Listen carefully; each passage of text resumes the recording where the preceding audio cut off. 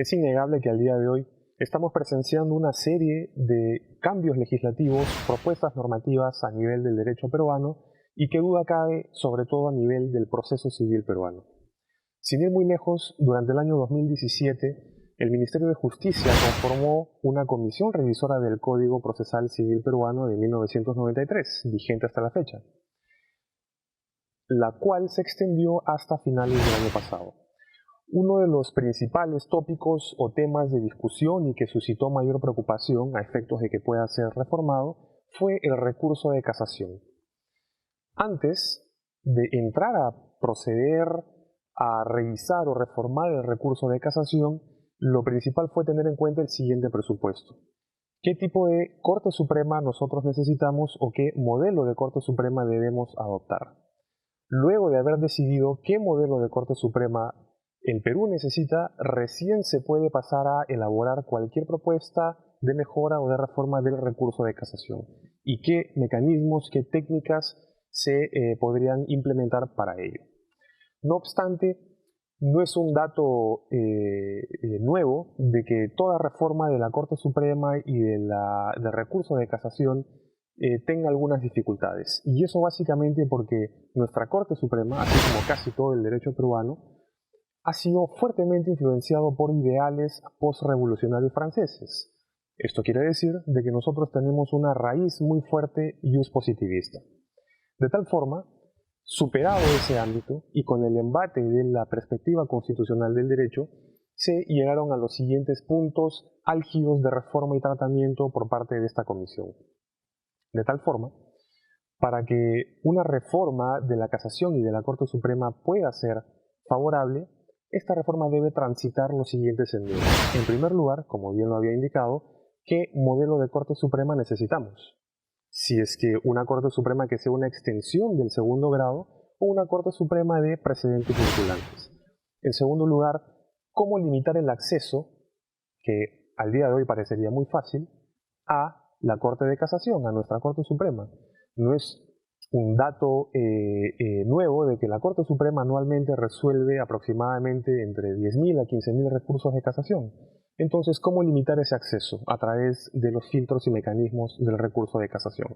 Y finalmente, si es que hemos adoptado entonces un modelo de Corte Suprema de precedentes, y si es que estamos limitando el acceso a esta Corte a través del mismo recurso de casación, es consecuente de que esta Corte deba funcionar como una Corte de precedentes, o sea, implementar precedentes vinculantes.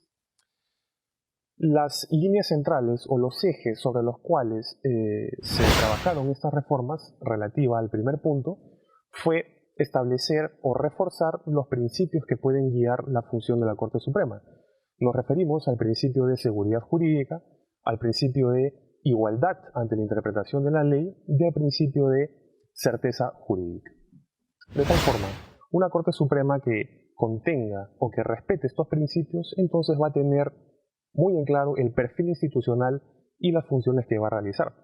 En segundo lugar, lo que más aqueja a la justicia civil a nivel de Corte Suprema, el número elevado de recursos de casación, a veces interpuestos de forma temeraria o manifiestamente improcedente. Se busca erradicar este filtro procesal llamado infracción normativa, para ahora que en esta propuesta, que está próxima a ser ventilada, se pueda sincerar realmente el trabajo que viene haciendo la Corte Suprema, que es elegir discrecionalmente qué recursos de casación admitir a trámite y resolver. Sin ir muy lejos y sin que necesariamente sea un trasplante del certiorario americano, tan solo la Corte Suprema evaluaría la relevancia o la importancia fundamental que esté comprendido en un recurso de casación para que pueda admitirla a trámite. Evidentemente, esto va a reducir significativamente el número de recursos de casación que puedan ser admitidos a trámite y conocidos por la Corte Suprema. Finalmente, si es que hemos adoptado este modelo de Corte Suprema proactivo, si es que preponderamos a la reducción de recursos de casación, es evidente que esta Corte deba funcionar como una Corte de precedentes. Deba implementar precedentes vinculantes más allá de los 9 precedentes que actualmente están vigentes y trabajar con esta técnica argumentativa. Una de las principales propuestas es la de ampliar el artículo 400 que actualmente contamos en el Código Procesal del 93 y, por ejemplo, trabajar con los siguientes tópicos. ¿Qué decisiones de la Corte Suprema son vinculantes y qué otras no? Incorporar técnicas de interpretación y aplicación de precedentes vinculantes, me refiero al distinguishing, al overruling y algunas técnicas de modulación de los precedentes. ¿Cuántos votos se necesitan de forma deliberada y argumentada para que una sentencia casatoria sea precedente? Y finalmente, ¿qué extremo normativo o qué ratio decidendi debe ser expresada o manifestada por la Corte Suprema en las diferentes sentencias con calidad de precedente vinculante?